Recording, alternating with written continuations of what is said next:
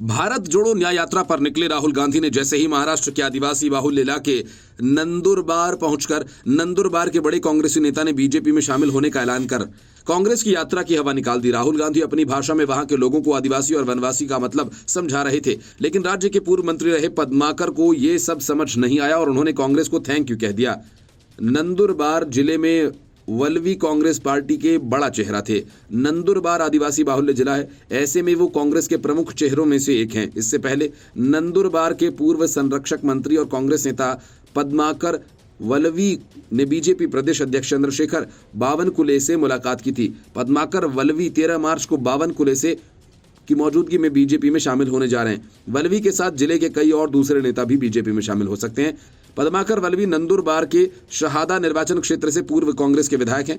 पद्माकर वल्लवी ने राज्य के खेल विभाग की कमान संभाल चुके पद्माकर वल्लवी को नंदुरबार और उत्तरी महाराष्ट्र में कांग्रेस के बड़े चेहरों में से एक के रूप में देखा जाता है। 2009 में वो शहादा निर्वाचन क्षेत्र से विधानसभा के लिए चुने गए, लेकिन 2014 में उन्हें हार मिली। पद्माकर वल्लवी 13वीं विधानसभा में विधायक थे।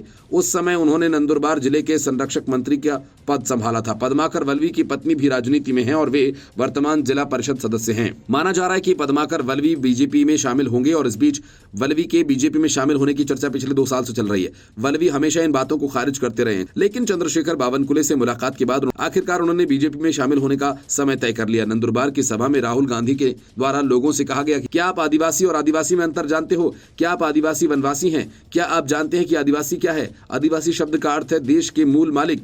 जिस समय देश में कोई नहीं था, आदिवासी थे। भारत की संपत्ति के असली मालिक आप ही हैं। आदिवासी शब्द के साथ जंगल पानी जुड़ा हुआ है, इसलिए हम आपको आदिवासी कहते हैं और बीजेपी आपको वनवासी कहती है। जनजातीय क्षेत्रों से आधार कार्ड क्यों प्रोजेक्ट करें? क्योंकि इस जगह के असली मालिक आप ही हैं। धीरे धीरे सरकार इन फसलों के लिए जंगल और जमीन दे रही है। अब कोई जमीन नहीं है। ये सरकार आपको भीख मांगने पर मजबूर कर रही है। नरेंद्र मोदी ने आदिवासियों का 1 रुपया कर्जा माफ नहीं किया, उद्योगपतियों का कर्जा माफ किया। 16 लाख करोड़ रुपए माफ किए गए। मनरेगा ने 24 साल बाद बजट सिर्फ 22 लोगों पर खर्च किया। राहुल गांधी ने कहा कि देश में आदिवासियों की संख्या 8% है, इसलिए सवाल साझेदारी का है।